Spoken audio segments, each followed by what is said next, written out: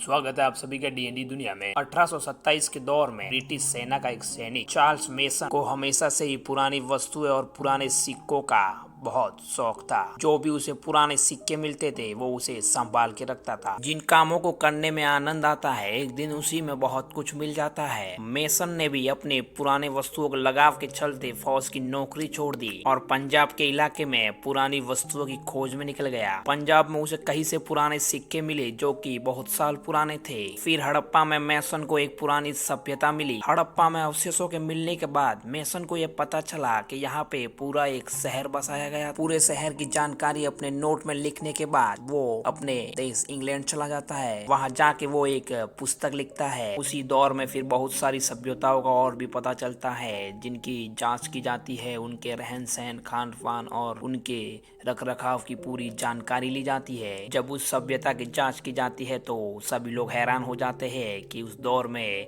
इतने विकसित नगर किसने बसाए। कुछ लोगों का तो ये भी मानना है कि एलियनों ने ही ये सभ्यता बनाई होगी उनके रहने के लिए और कुछ वक्त के बाद वो यहाँ से चले गए। आज दिन तक जितनी भी पुरानी सभ्यताएं मिली है वो सभी नदी के किनारे ही मिली है। उसके आधार पर वैज्ञानिक ये नतीजा निकाल रहे हैं कि सभी सभ्यता के लोग खेती करना जानते थे। जांचकर्ता ये भी बताते हैं कि इन सभी नगरों को बसने में काफी समय लगा था। उस दौर में मनुष्य समाज में रहना और गुट बना के रहना सीख रहा था। उस दौर में मनुष्य साथ रहना और सामाजिक निर्माण करना सीख रहा था, भवन निर्माण करना सीख रहा था। उस सभ्यता के लोग अनाज का भंडारण करना, गली का निर्माण करना, सड़कों का निर्माण करना, सड़कों के बीच नियमित दूरी रखना, कचरे के लिए कचरा पात्र का उपयोग करना, वे सभी ये सब चीजें बखूबी जानते थे।